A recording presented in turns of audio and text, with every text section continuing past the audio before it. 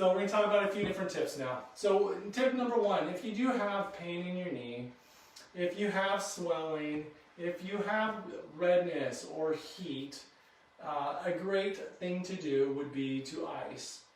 Get that ice on there for 15 or 20 minutes a day. Make sure that there's a layer between you, your skin, and the ice. 3 to 4 times a week is not going to be enough. You need to do it 3 to 4 times a day. Once you get to that numbish stage, it's done its job, it's nice and pink, and then you can take it off. Okay? But it does not feel comfortable to ice. People don't really like ice, but it helps. Stretching. Begin stretching. Okay, most of us stop stretching in high school when we're done with PE. Okay, if you're trying to stretch your quad and you're doing it like this, you're not going to get a very good stretch because one of the muscles that attaches up above the hip. You got to make sure that that thigh bone is parallel with your other leg. And then by pulling up on it and keeping your back tucked so that you don't end up arching your back and injuring yourself, give it a little pull. Hold that stretch. Hold it for a minute. Do it 3 times a day. Other thing with the quad, the leg's going to want to kind of go out to the side. You got to keep it tucked under because of the IT band here. It's going to want to pull out to the side. So keep it tucked under so you feel a strong, moderate stretch in the front of the knee. You should never stretch into pain. If it hurts, it's too much stretch. Hamstring stretch, same principles. Mild to moderate, not painful, sustained multiple times during the day. And in this situation, you want to make sure you're using that good technique, not bending over in the back. Keeping that back nice and straight so that the motion's coming from the hip. That hamstring's attaching on that part, that bony part that you sit on, and down below the knee.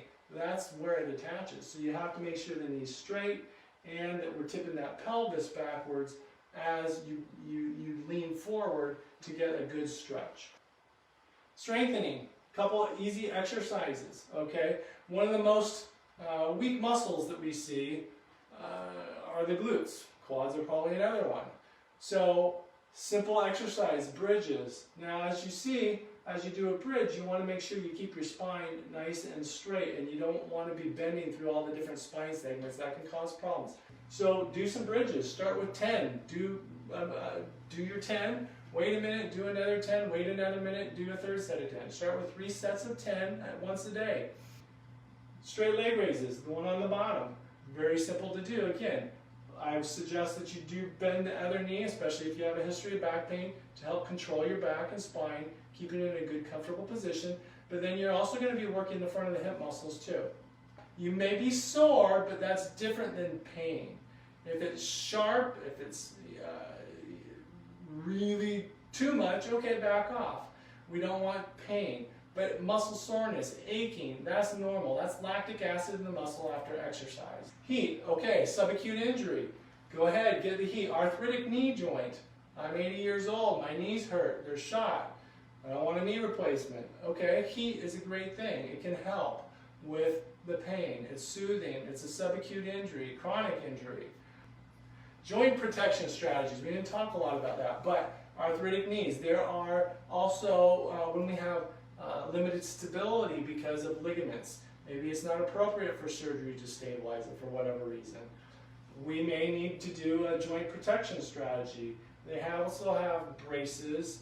The joint protection strategies are an important thing to consider too for arthritic joints, for unstable joints, for chronic painful joints potentially, for rheumatoid arthritic patients, joint protection strategies. And really, if we think about it, we want to protect all our joints through our entire life. When we're younger, we don't think so much about it. We just kind of do our thing, we may be playing basketball or diving on the ground and just, killing our knees there.